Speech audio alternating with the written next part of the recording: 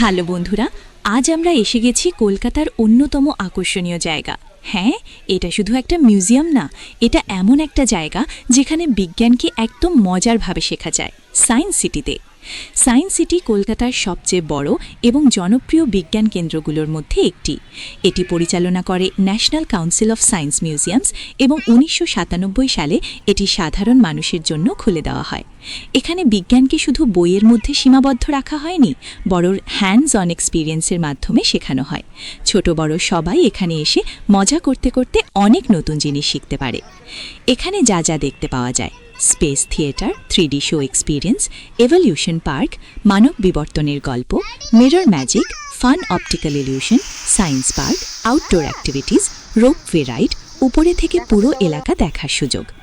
জায়গাটি খুবই সুন্দরভাবে সাজানো, পরিষ্কার এবং পরিবার বা বন্ধুদের সাথে সময় কাটানোর জন্য একদম পারফেক্ট। এটি অবস্থিত কলকাতা শহরে, যা সহজেই বাস, ট্রেন বা ক্যাব দিয়ে পৌঁছানো যায়।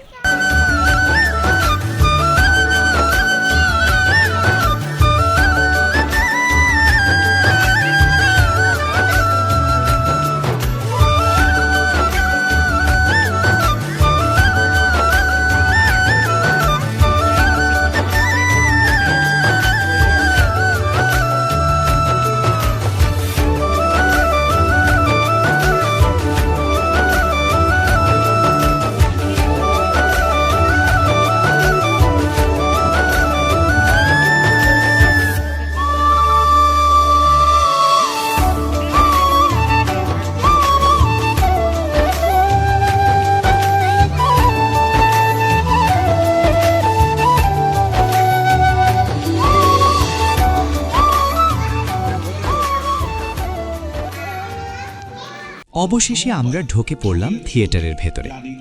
বাইরের কোলাহল থেকে একদম আলাদা। এখানে শুধু নীরবতা আর এক অজানা উত্তেজনা। চারপাশে অন্ধকার ঘনিয়ে আসছে, সামনে বিশাল এক স্ক্রিন। মনে হচ্ছে যেন আমরা কোনো সিনেমা দেখতে নয়, বরং এক নতুন জগতে প্রবেশ করতে চলেছি। সবাই ধীরে ধীরে নিজেদের সিটে বসে পড়ছে। আলো নিভে যেতেই শুরু হলো আসল অভিজ্ঞতা। প্রথমেই স্ক্রিনে ভেসে উঠল মহাকাশের অপার বিস্তার, অসংখ্য তারা, গ্যালাক্সি, আর সেই অসীম নীরবতার মধ্যে আমরা যেন ভেসে চলেছি।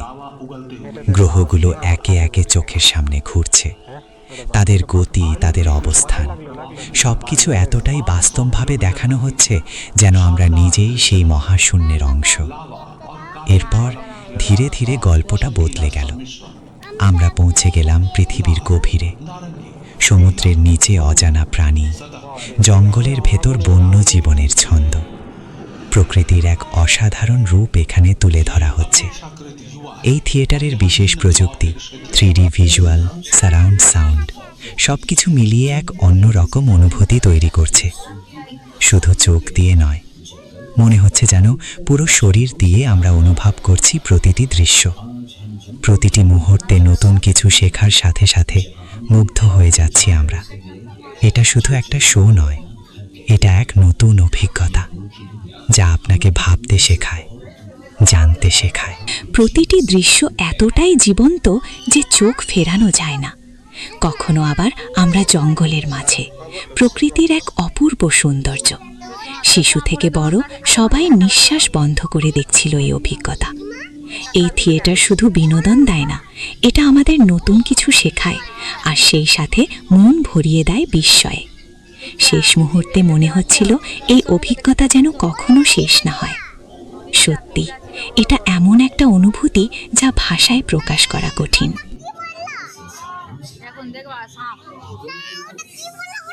सांपर दिखे देखो सांपर दिखे बेसी एकदम ओवर एक्टिंग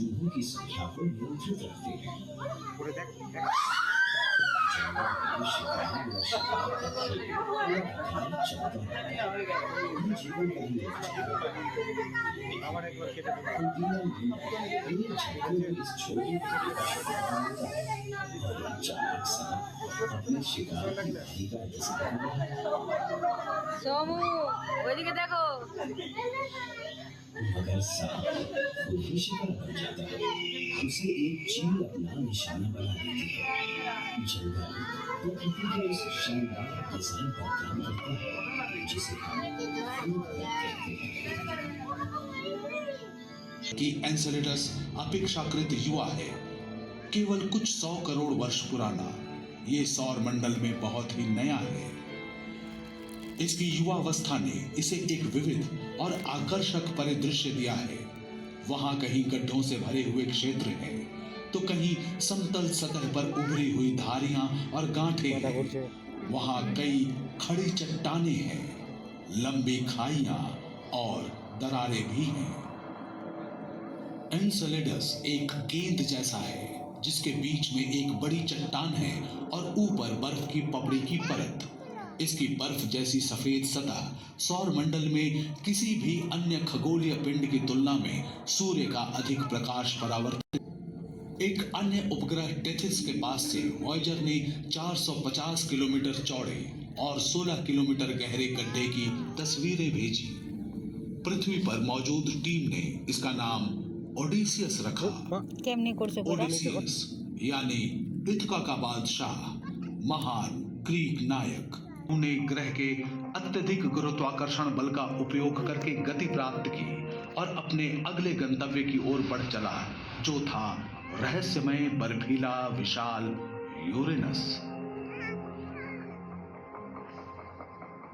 बहुत दिनों तक हम यूरेनस के बारे में लगभग कुछ भी नहीं जानते थे। सन 1781 में खगोलविद विलियम हर्शल ने इसकी खोज की। उस यात्रा के पहले क्षण से हमारी आंखों के सामने था एक सुंदर सा ग्रह।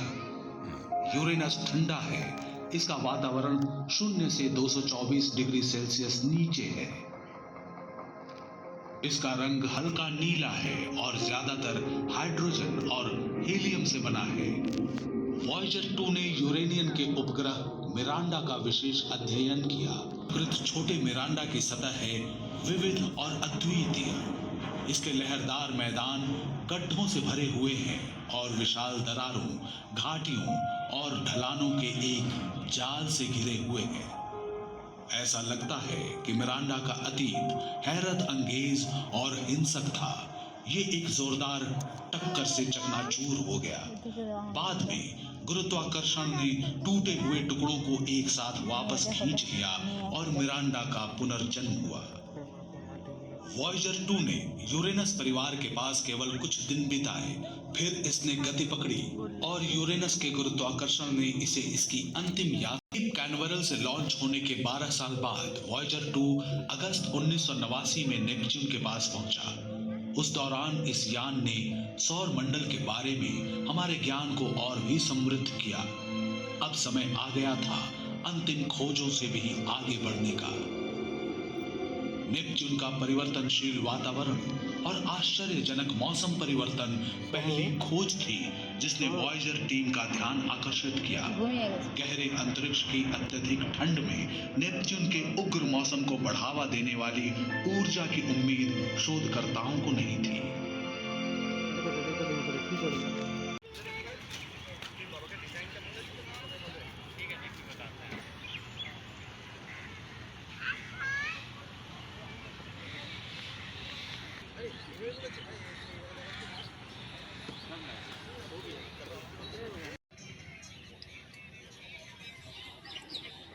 কোন আইসক্রিম খাচ্ছ?